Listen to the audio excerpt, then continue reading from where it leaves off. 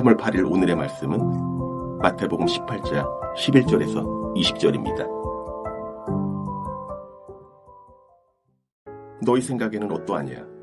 만일 어떤 사람이 양 100마리가 있는데 그 중에 하나가 길을 잃었으면 그 99마리를 산에 두고 가서 길 잃은 양을 찾지 않겠느냐?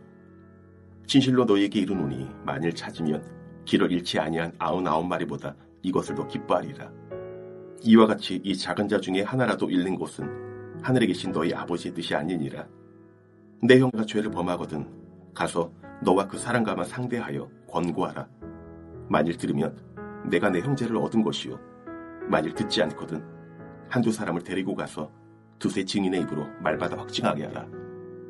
만일 그들의 말도 듣지 않거든 교회의 말하고 교회의 말도 듣지 않거든 이방인과 세리와 같이 여기라. 진실로 너희에게 이르노니 무엇이든지 너희가 땅에서 매면 하늘에서도 매일 것이요, 무엇이든지 땅에서 풀면 하늘에서도 풀리리라. 진실로 다시 너희에게 이르노니 너희 중에 두 사람이 땅에서 합심하여 무엇이든지 구하면 하늘에 계신 내 아버지께서 그들을 위하여 이루게 하시리라. 두세 사람이 내 이름으로 모인 곳에는 나도 그들 중에 있느니라. 마태복음 18장 11절에서 20절 말씀을 함께 묵상하겠습니다.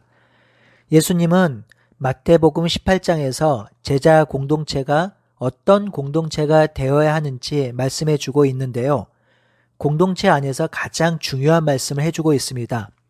어제 본문에서는 어린아이와 같이 되지 아니하면 천국에 들어가지 못하고 어린아이와 같이 자기를 낮추는 자가 천국에서 큰 자라고 하셨지요. 또한 연약한 자를 실족하게 하지 말고 그를 보호하고 넘어지지 않게 하라고 하셨습니다. 그런 맥락에서 오늘 본문도 작은 자를 어떻게 대하고 관계를 맺어야 할지를 알려주고 있습니다. 예수님은 10절에 이 작은 자 중에 하나도 업신여기지 말라고 하지요. 이 작은 자는 1절에서 9절에 등장하는 연약한 자, 믿음이 어린 자이고요. 12절에서 14절에 등장하는 잃어버린 양 한 마리이겠지요. 그러니 10절은 1절과 9절, 12절과 14절을 연결하는 연결 문장이라고 볼 수 있습니다. 예수님은 이 작은 자들을 업신여기지 말라고 하시죠. 업신여기다란 말은 상당히 부정적인 말인데요. 경멸, 멸시, 우습게 여기고 경시하는 의미가 담겨 있습니다. 이는 그 존재 자체를 부정하고 없이 여기는 것이죠. 여러분, 혹시 관계 속에서 가장 화가 나거나 분노가 치밀어 오를 때가 언제인가요? 상대방이 나를 없는 듯 여길 때이죠. 내 존재를 가볍게 여길 때, 있으나 마나 한 존재로 생각할 때 우리는 분노하고 상처를 받습니다. 바로 그런 것입니다. 업신여긴다는 것이 바로 그런 것이죠. 그러니 지극히 작은 자, 소자, 연약한 자를 그렇게 여기지 말아야 합니다. 이어서 예수님은 이 작은 자 하나가 얼마나 소중한 존재인지를 설명하십니다. 그들의 천사들이 하늘에서 하늘에 계신 내 아버지의 얼굴을 베옵는다고 하였습니다. 이 말씀은 신약 성경의 난해 구절 중에 하나입니다. 오늘의 신학으로 이해하면 어렵고요. 구약에 보면 한 나라나 개인을 돕는 수호 천사가 있다고 기록된 본문들이 있습니다. 그래서 개인을 돕는 수호 천사 개념이 있다고 여겼는데요. 작은 자를 돕는 수호 천사와 같은 존재가 하늘에서 하나님을 뵙는다고 하죠. 이 수호 천사는 작은 자들을 대변하고 이 수호 천사를 통해서 하나님이 그들과 함께하고 있다란 말이죠. 그러니 작은 자는 그냥 작은 자, 연약한 자 정도가 아니라 그를 돕는 천사가 있는 귀한 존재라는 말입니다. 여러분, 이 수호 천사에 대해서 너무 민감하게 반응하지 않으셔도 됩니다. 구약 세계에서 통용되는 천사관입니다. 저는 이 보이지 않는 영적 세계에 대해서 뭐라고 단언하기 어렵습니다. 성경에 보면 보이지 않는 영적 세계가 있다고 기록되어 있기도 하고요. 시편에도 천상의 회의가 열리거든요. 혹시 이 부분을 더 알고 싶은 성도님들이 계시면 좋은 씨앗에서 출간한 보이지 않는 세계를 읽어보시길 바랍니다. 이 책을 윤혈랑 목사께서 소개시켜 주셨는데 저도 읽으면서 많은 도움을 받았습니다. 여기서 천사가 하는 일은 지금 성령께서 하고 계시죠. 그러니 여기서 중요한 것은 아무리 연약하고 작은 자라도 성령께서 함께 하시고 성령께서 인도하고 있다라는 것입니다. 능력 있고 힘 있는 자를 성령께서 더 사랑하시고 작은 자를 덜 사랑하시고 그렇지 않지요. 그러니 작은 자 소자라도 성령께서 함께 하시는 예수님께서 피 흘려 사신 자이니 모두 존귀하고 소중한 자들입니다. 그러면서 예수님은 이 작은 자가 얼마나 존귀한 자인지 12절에서 14절의 비유로 또 설명하십니다. 어떤 사람이 양 100마리가 있는데 그 양 중 하나가 길을 잃으면 99마리를 산에 두고 가서 그 잃어버린 양을 찾으러 간다는 것이죠. 그렇게 해서 한 마리를 찾으면 목자는 99마리보다 잃어버린 양으로 더 기뻐한다고 합니다. 이처럼 작은 자 중에 하나라도 잃어버린 것은 하나님에 계신 하나님의 뜻이 아니라고 하지요. 이 비유는 누가복음 15장에 나오는 비유와 같습니다. 하지만 말하고자 하는 초점이 조금 다릅니다. 같은 주제이긴 하나 문맥에서 볼 때 강조점이 약간 다르다는 것이죠. 누가복음 15장은 잃어버린 한 양을 사랑하는 아버지의 마음에 초점이 맞추어져 있다면 오늘 비유의 초점은 작은 자의 소중함, 존귀함에 더 맞추어져 있는 듯합니다.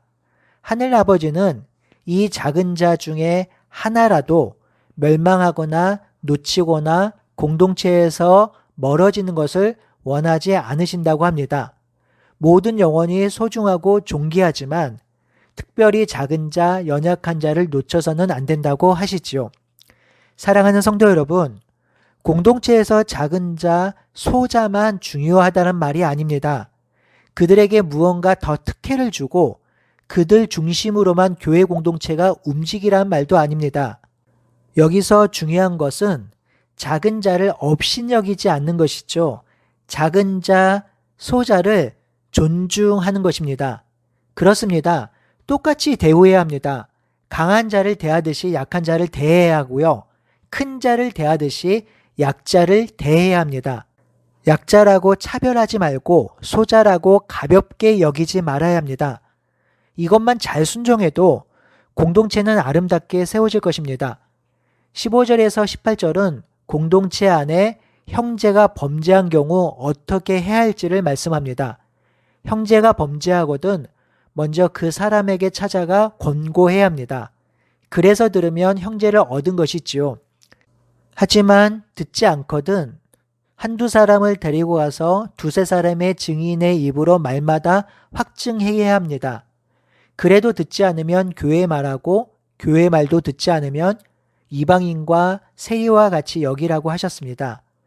여기서 먼저 생각해야 할 것은 형제가 범죄한 것입니다. 먼저 형제가 아니면 이렇게 할 필요가 없습니다.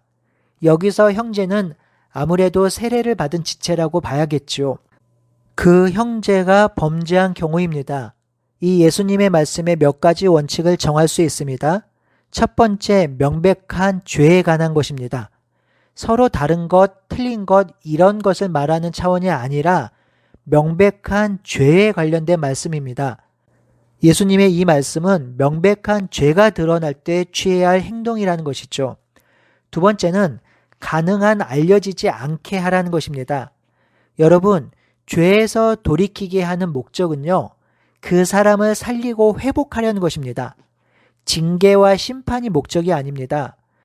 그러니 명백한 죄라 해도 그 죄가 처음부터 너무 다 알려지면 그 사람은 공동체 안에 함께 있기 어렵습니다. 그러니 처음에는 목사나 장로가 가며 그래도 안 될 경우 두세 사람의 증인과 함께 가고 그래도 안 될 경우 교회가 가는 것입니다.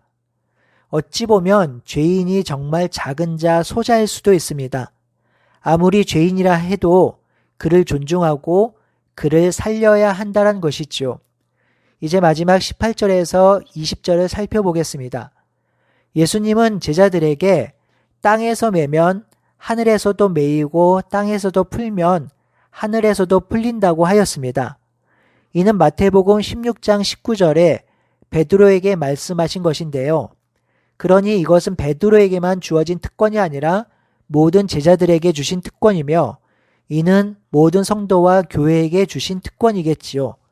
매고 푸는 것을 문맥에서 보면 죄와 연결되는 것 같습니다.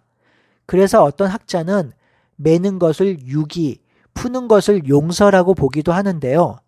그러니 문맥에서 보면 죄에 대한 결정, 판단, 용서, 수용과 같은 절차라고 볼 수 있겠습니다. 공동체는 이 죄를 다룰 때에 아주 섬세하고도 세심하게 잘 다루어야 합니다. 이 놀라운 특권을 사용하기 위해서 19절에서 20절 말씀이 중요합니다. 바로 한마음으로 함께 기도하는 것입니다. 두세 사람이 땅에 합심하여 무엇이든지 구하면 하나님이 그것을 이루신다고 하였지요. 그러니 합심하여 기도하는 것이 중요합니다. 왜인가요? 20절에 바로 두세 사람이 주님의 이름으로 모인 곳에 함께 계시기 때문입니다. 성도 여러분, 공동체를 세우는 일은 아주 어려운 일입니다. 왜냐하면 공동체를 세우는 것은 결국 성도, 사람을 세우는 것이기 때문입니다. 이 사람, 성도를 세우는 일에 가장 중요한 것은 한 영혼의 존귀함, 소중함을 깨닫는 것입니다. 한 아이가 건장한 청년으로 자라는데 수십 년이 걸리듯 성도가 자라는데 오랜 기간이 걸리며 많은 관심과 사랑이 필요합니다. 우리 교회가 이렇게 한 영혼을 존귀히 여기고 세심하게 살피고 돌아보아 그리스도의 장성한 분량까지 자라는 성도가 많아지길 함께 기대하고 기도하기를 바랍니다. 아멘.